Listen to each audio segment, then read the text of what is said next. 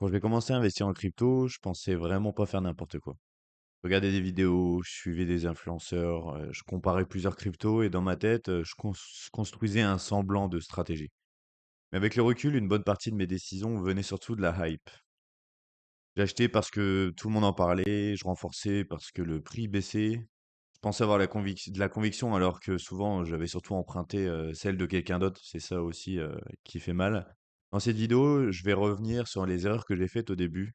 Donc, suivre les influenceurs, acheter des narratifs trop chauds, moyenner à la baisse sans vraie thèse et laisser les cryptos sur des plateformes. Le but, c'est simple, c'est montrer ce que j'aurais aimé comprendre avant d'investir plus dans le marché. Donc l'erreur numéro une, c'est suivre les influenceurs.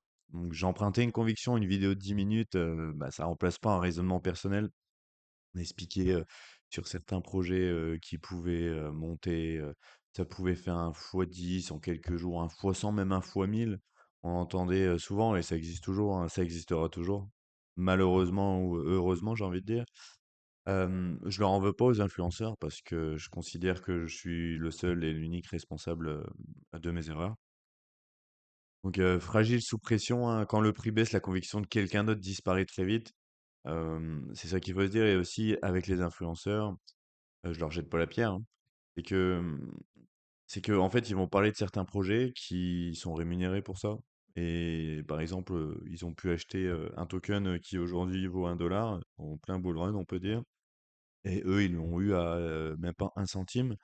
Donc, forcément, ils vont en parler parce que eux, ils veulent davantage que ça monte et pouvoir vendre en fait, quand les particuliers comme nous, vont vendre. Vont acheter pardon. Donc c'est vraiment ça aussi pour moi l'erreur numéro une, c'est de pas, emprunter une conviction, pas en fait, faut pas se mentir à soi-même. C'est quand même très dur, hein, continuellement remettre en question et aussi avec l'effet de YouTube qui va dans notre sens, les algorithmes des réseaux sociaux, qui font que bah, ça va toujours dans notre sens. Si on se dit que Bitcoin, ça fait que polluer, c'est vraiment nul, bah, en fait, on va avoir beaucoup de contenu comme ça. Bitcoin, ça pollue, regardez tout ce que ça pollue comparé à un pays, etc. Donc, voici pour mon erreur. L'erreur numéro 2, c'est acheter un narratif déjà trop chaud. Le cas Sand et le métavers, hein, je me souviens, j'avais acheté du Sandbox.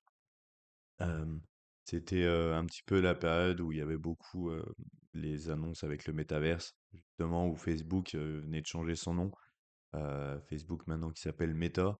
Donc, c'était, pour dire que, c'était le futur et donc là forcément tous les tokens, qui étaient, dans le métaverse, notamment Decentraland ou Sandbox, bah, ils ont fait des gros pumps et moi je faisais partie de ça, de cette hype, qui ont acheté, ces tokens parmi les erreurs. Donc, faire attention un petit peu comme on peut le voir ces derniers temps, ou pas, hein, peut-être, mais avec, ça marchera toujours, hein, ce sera toujours, ça malheureusement, avec, l'IPO de SpaceX où, tout le monde en entend parler. Là, il y a les montées en bourse et cetera. Ça vient d'être, mis en bourse, donc on veut acheter, tout le monde en parle. Donc, c'est ça qu'il faut faire attention. J'ai acheté proche du sommet parce que le bruit médiatique remplaçait mon analyse. Donc c'est ça à faire attention. On, on disait que tout le futur, c'était dans le métavers, etc. On voit aujourd'hui que c'est loin d'être le cas, hein. C'est pas fini, le projet, mais en tout cas, le jeu en lui-même, le jeu Sandbox, c'est pas du tout, il promet pas les attentes, en tout cas, qui promettaient. Erreur numéro 3, moyenner à la baisse sans vraie thèse. C'est, on va continuer l'exemple du Sandbox. Donc, si on a acheté, j'avais acheté le Sandbox à 3 dollars, puis en 2022, il baissait à 2 dollars, 1 dollar. J'étais content, j'ai acheté à la baisse. Sauf que ben, ça veut pas dire que le projet va remonter à son niveau le plus haut à 8 dollars un jour, hein, malheureusement. Donc, baisser le prix d'entrée ne rend pas automatiquement un actif intéressant. Santé solide, on accumule du risque, pas de la valeur. Ça revient un petit peu à emprunter des thèses d'investissement, emprunter des convictions aux autres. C'est que bah, c'est pas parce qu'il y a certains qui y croient dur comme fer que forcément nous, ça nous convient. Et aussi, il faut faire gaffe un petit peu à tout ça. L'erreur numéro 4, laisser ses cryptos sur des plateformes d'échange. Ça, c'est, numéro un quand même à bien faire attention. Moi, je m'estime que j'ai été chanceux, donc parce que je les avais laissés sur, notamment Swissborg, une grosse partie Binance, Coinbase et j'ai été chanceux de pas les laisser sur FTX ou Celsius. Celsius. Parce que, bah, ces plateformes en 2022, ont fait faillite, notamment FTX, le plus gros scandale, hein. La deuxième plus grosse plateforme de crypto-monnaie, a été un gros scam, une grosse arnaque et qui a volé, l'argent de ses clients.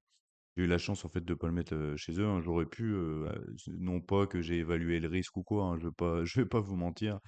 Je m'en fichais un petit peu là, j'ai acheté parce que j'avais vu des publicités, notamment sur certaines plateformes, et rien d'autre, hein. Peut-être que je pense que j'ai été plus chanceux qu'autre chose. Donc c'est ça, où j'ai eu de la chance avec ça, c'est que j'ai pas perdu d'argent avec ça. Donc Ledger existait déjà, hein, j'aurais pu, je connaissais déjà la solution, donc une petite, une genre de clé USB, donc pour sauvegarder ses clés privées là-dessus, laisser ses crypto-monnaies sur la blockchain et avoir 100% la propriété. Mais par peur justement, beaucoup de responsabilités, et j'avais peur avec les erreurs coûteuses.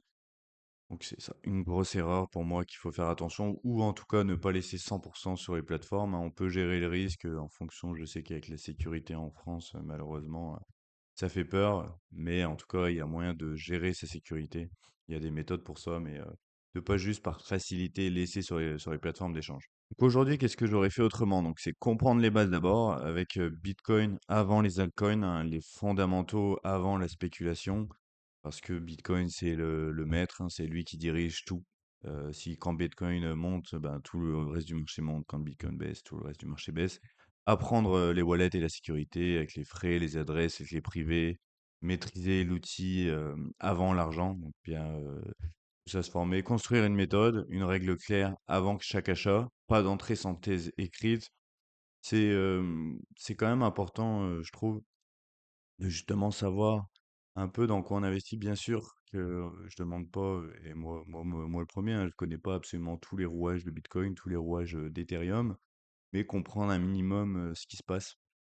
On n'a pas besoin, une voiture, de savoir comment est fait le moteur, le circuit électrique pour la conduire. Non, mais il faut quand même comprendre un petit peu comment le levier de vitesse marche, comment on freine, comment on accélère. Moi, c'est un petit peu pareil dans le Bitcoin ou dans l'investissement. Bon, je sais pas si l'analogie, elle est claire pour toi, mais tu vois un petit peu, j'espère.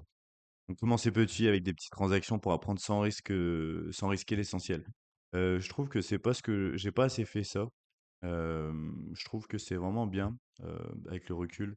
Quand on commence, la première transaction, on se dit: «Waouh, purée, en fait, là, c'est moi, c'est fait» et il y a personne, en fait, derrière qui a l'accès à ces fonds à part moi, en fait. C'est pas la banque, c'est juste moi, il y a personne d'autre qui peut y accéder. Donc c'est quand même assez puissant. Faire des petits tests dans la finance décentralisée, voir un petit peu comment, le monde de la crypto fonctionne et voilà. Donc si cette vidéo t'a intéressé, n'hésite pas à mettre un like. Sache que je publie des vidéos toutes les semaines, alors n'hésite pas à t'abonner à la chaîne et on se retrouve dans une prochaine vidéo.